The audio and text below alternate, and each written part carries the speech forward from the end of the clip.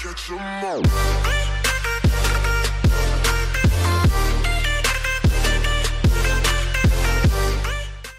What's good? It's your boy Rico and welcome back to another episode of Pokemon Duel. First things first. First thing is first, before we even start with today's episode, please pause the video right now. We have a giveaway and it's in the description below. The code is, okay? Okay, now that you're back, it's for American accounts only. So if you got it, you need to at least have an American account. That way you can redeem the code. I'm not going to be doing all my giveaways like this. I just wanted to do this one just like this, just to see where my notification squad is at, okay? A couple things before we actually jump into the video. Let's open up these boosters first and foremost. Nothing. And purple. Purple, can you give me some luck?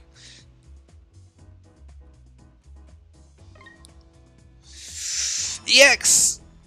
Oh, it's rare at least. It's a Shiftry. Okay, what I wanted to touch on is, look, Blaziken. I did get Blaziken. I am going to start crafting Blaziken because Jake and everyone else gave me the go ahead to get Blaziken, so that's what I'm going to do. I used it in one match, and I went into it figuring it was going to go a little south just because his misses are large. He's only level 1, I think. Maybe level 2. Okay, but that's enough about that. Also, I got an EX cube yesterday too, so that was kind of cool. But what I also wanted to cover up on was, if you guys are not following Cerebi, what in the world is that? I'm sorry, I thought I had everything ready, but apparently I don't. Cerebi is like the go-to place for news regarding Pokemon. And we got confirmation that shinies are on our way to Pokemon Duel. Here's the little description that they said. The Pokemon Company International have just put out a release about recent Pokemon Duel update. In this release, they didn't reveal much, but have confirmed that figures of shiny Pokemon are to come to the game at some point. We don't have any further details of these variants, but we'll provide them as they come. Now, what does that mean for Pokemon Duel? What does that mean for the Pokemon? Nothing too significant. I mean, they look cool. That's it. The shinies in the Pokemon game did not give them better stats. They weren't like different attacks. They just look cool. They're different. They're a different color. In my whole Pokemon career that I've been playing since I was 7 years old, 20 years, I've run into and caught one shiny Pokemon. Now, I know in the other, like the most recent games, shining hunting was a lot easier. But for me, like I said, just with all my experience, I've only ran into one, and it was a Tentacool in Pokemon Silver, which I do not have anymore, and I'm pretty upset about that. Okay, that's everything I wanted to cover for this. Now, let's go ahead and jump in to today's featured duel. Okay, now, I love when Jake puts together decks, and he always gives them clever names. I think it's awesome. So today, we're going to jump in, and we're going to take a look at Jake's Inksteel deck. So let's take a look at the figures real quick. We have Inkay, which I have, and I think I need to start incorporating in my deck. So anyway, we have Inkay in his evolution Malamar. We have the Sableye, Heatran, Cobalion, Mew, and Blaziken. Now, he recently put out a post regarding why he loves Blaziken so much. I'll briefly talk about that, and I'll put it in the description below. But let's take a look at the plates. We have Gold Block, Max Revive, 2 double chances, Steel Energy, and the Scoop Up, okay? So Jake he's got 2 steel figures. This is because of the huge update. Everybody's using like the ghosts, and a big factor in the ghosts is poison. So the reason why he's got 2 steel types plus a steel energy to negate the poison effects. I like that a lot. Basically, what he said for this deck is his primary attackers are going to be Blaziken, just because he's got that huge 130 and he's got that 3-star purple, and then Mew. I mean, Mew does work, especially against Ghost Mons, because they're so heavily invested in the purples. Sableye, I haven't seen too much of him. I just know that when he's on the board, your Mons are -1. Inkay is pretty devastating, because when he gets knocked out, it's either, if he gets knocked out and he lands an attack, you're either confused or you put him to sleep, so that's cool.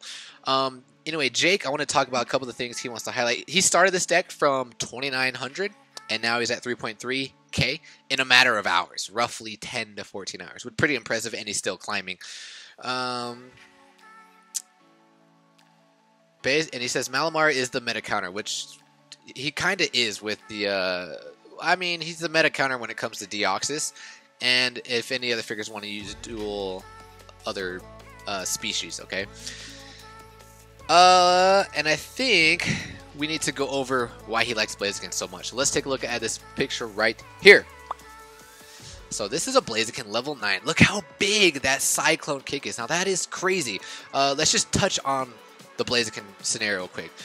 When he first got Blaziken, he saw 130 Flare Blitz and was like, I'm just gonna increase Flare Blitz. Like, why not? Because it's 130 damage. It's pretty good. But he learned as he went along that it didn't do much, especially at level 5. Now as he's increased to level 9 and that Cyclone click is just so beastly, like, you basically have a 67% chance of KOing somebody with 3-star purple or a 131 Flare Blitz, which is really competitive. But like I said, I'll list the description. I'll list the link in the description below, go into full detail. But essentially, it's do not craft figures against their counters. Craft figures to their full potential. Because, I mean, you look at, I guess, Blaziken, for instance. Yeah, he gets hard countered to Mew pretty heavily.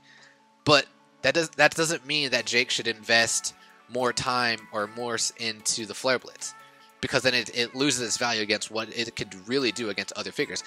The thing is, just don't put it against Mew, and it's that simple. Okay, so that's why he likes Blaziken. I think that's it. Let me just see if he's got any more stuff he wants me to cover. I don't think so. So what we're gonna do is, give me 1 second. We're gonna switch scenarios and we're gonna jump in to the first game. Be right back. All right, here we go. Jumping into game number 1. I didn't even see the deck. Ooh, okay. He's got 3 Dio users, Greninja, Moltres, and Terrakion. Okay. Looks like he's going up against Turn My Song. Brings up the Greninja. Question is, okay, so he's gonna counter with Cobalion. Man, I miss my Cobalion. I had Cobalion for 1 day, and then I lose my count. I'm pretty upset about that. Bringing up that DOA. Who are you going to counter with? Maybe Inkay? Or Mew? Yeah, Inkay is good because, like we were discussing earlier, if DOA takes him out, DOA is confused, which hinders him severely. He's going to get the Dimensional Slip. Or he gets slept, so I like that. Okay, looks like they're just feeling each other out. Brings Moltres on. Checks with Heatran. Alright, brings up Terrakion. Who are you going to counter with? Maybe Blaze? Yeah, Blaze. Okay.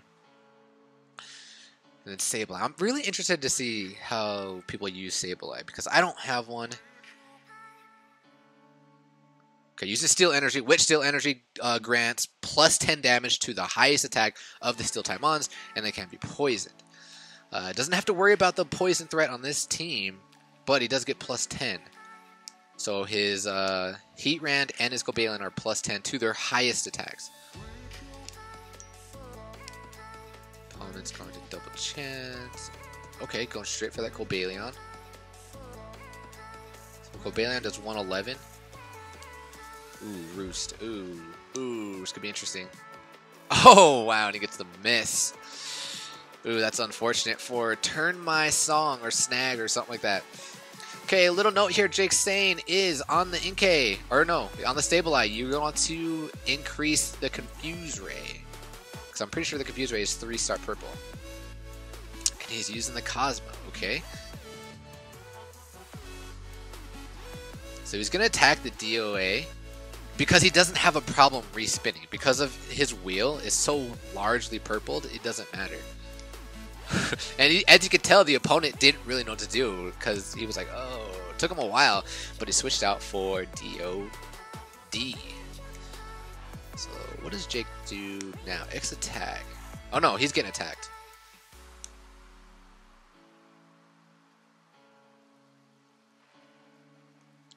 And he loses that battle. Ooh, I like that. The use of Sableye really helped him out there. That was nice. I liked that. It's kind of, yeah, it's like the reverse Joltik. I get it. I get it now, because I'm pretty sure that's what he titled this deck. Or not this deck, but this match. Okay, so Blaze getting attacked. Ah! Chill, Oki. He does get the Jet Kick, which is a little unfortunate. Moves back with that Inkay. I'm pretty sure, like, I want to know what it feels like to be a DO user right now. Oh, and he's attacking him. Interesting. Ooh, slept him. Either way, I mean, unless he rolls a miss. Oh, and he gets hypnosis twice. And that's definitely what you want to increase when you have an Inkay. You want to get that hypnosis as big as possible. Too bad he's not evolved. He's not the Malamar, so it's not going to affect the DOD or the DOS. But now that DOA is completely rendered useless right now because there's no mons to help him. Nice. Gets the nice roll against the Greninja. Where's he going to put him?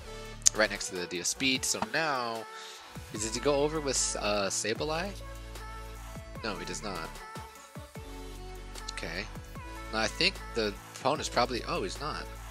I was thinking they were going to try and get... DOA back on the board, but DOA is pretty much useless in this game. Like, really.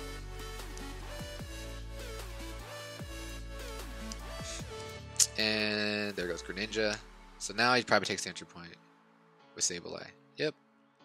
Now he threatens to surround DOA, but I doubt he's going to do it. There's no reason to. Probably just starts advancing with Cobalion.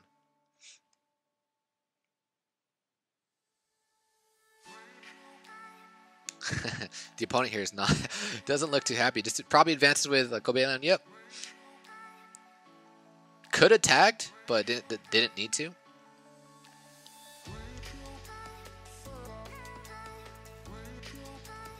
Nice, and that should be good game. Good game to game one. That was, dude. I've never seen a DOA just look completely useless like that. That was awesome, and that is good game. Why is he attacking? My cat and my girlfriend's dog are going nuts right now. Okay, that's the end of game one. Let's jump into game number 2. All right, here we go. Jumping into game number 2. More DO users. I like this. I like this. So now that we kind of understand how the deck works, looking at the opponent, looks like Jake's going first too. Just going to probably be defensive with Mew. Yep. Just going to fill out the board, see what R-Rox is trying to do, and he's going to set the matchup. Is probably going to challenge with Inkay, and he does. All right, it's official. I'm putting Inkay in my deck. Checking out his plates. Probably going to use the Cosmo. Yep. So original. All right. Move up Sableye, because he's not really... I don't know. What counters does Sableye really have? I guess a gold attacker, which is, I think that's a good play on my opponent's end, or Jake's opponent's end, to bring up the Cobalion, because that's a large gold. But at the same time, I don't know. Sableye is pretty threatening. All right, brings up that speed. Gonna challenge him with Cobalion. Really good matchup. That deal speed is going to do absolutely nothing to Cobalion. Starts advancing with Blaziken. Checking the plates. Probably brings on... I don't know. I don't know if I agree with this play. Wow. Wow. Wow. Okay. Does he get the step now? Okay, brings on the step. I probably would have... I don't know. He just has such a large purple. I wouldn't have risked that. But it worked out for him in his favor. And then, yeah, he ran in the bag. He ran pretty good counter to Sceptile. Just because of that large purple. Alright, so... Jake's down 1 Mon. Not looking too bad, though. There's not really many threats on the opponent's team.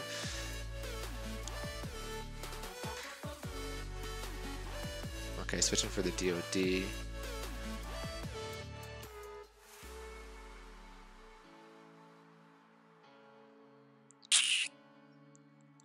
Which actually benefited the opponent, honestly, because now the DOA is near the Heat Ran. And if I was the opponent, I would probably start advancing with the DOA, honestly, because I think he has more. I think he has another double chance. That's probably what I would have been doing if I was the opponent. So I'm not entirely 100% sure if I agree with Jake attacking with. Oh, looks. He said. Oh, okay. So it looks like Jake made a bad play. but he didn't. He intentionally did that because Inkay gets that evolution that was upside down evolution, brings the max revive. Oh my god, this is brilliant. Please attack that speed. Do it right now, please. Oh, he doesn't want to do it. Oh. I mean, he's not really in a position to do it because all the other Mons, the Sep and the Cobalion, are right next to him. Or right next to the other Dio, so he can wake him up. Oh, but he's going to do it right now. Okay. He's going to go after the speed. Jake's saying level up to 70 because the purple's already huge.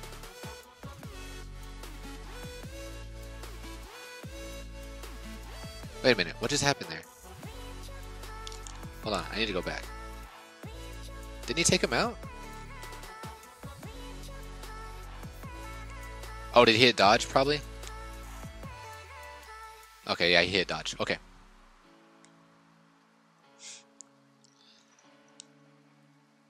See, and that was my mistake, Jake. I actually saw Inkay, and I was like, oh, I'm going to level up the Hypnosis, because I just want to put all the Dio users, or all the Dios asleep.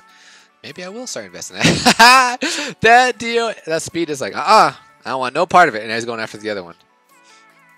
Oh, this is beautiful. This is a beautiful thing to see.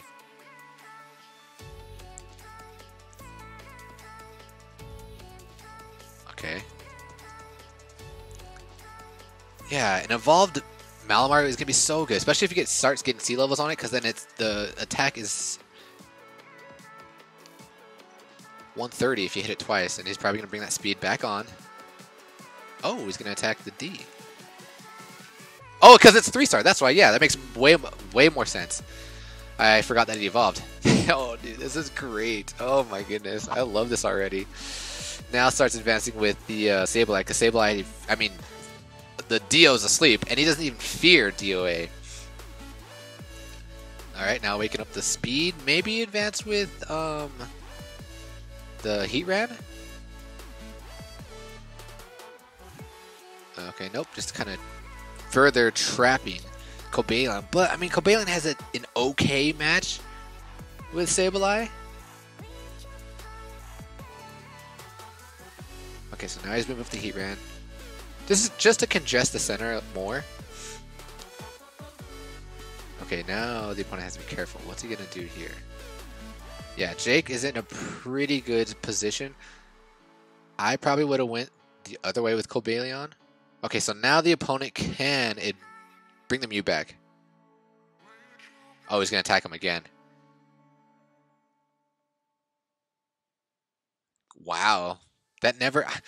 DO8D never runs counter against me when I'm trying to do the Typhoon Slash when I was in a terrible position. Oh, is it choosing to attack the Sceptile?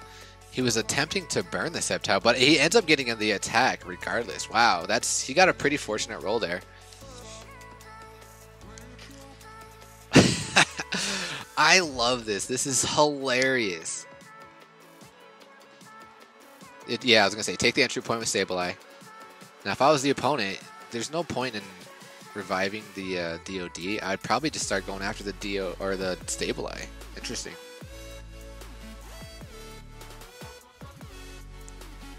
God, this got to be so frustrating as a DO user, but I love it. Oh, it's so comical. What are you going to do? Turtle jump? Alright, well, we can get D off the board. Doesn't really need to, though. That DOD is not threatening whatsoever. Because he wakes him up. Is he going to put Heat Ran?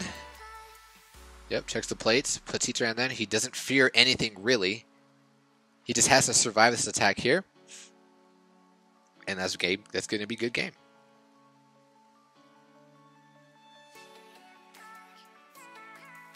Nice. Nice. And that is good game. Oh, man. I love this deck. This deck is awesome. I need to get me a Sableye is what I really need.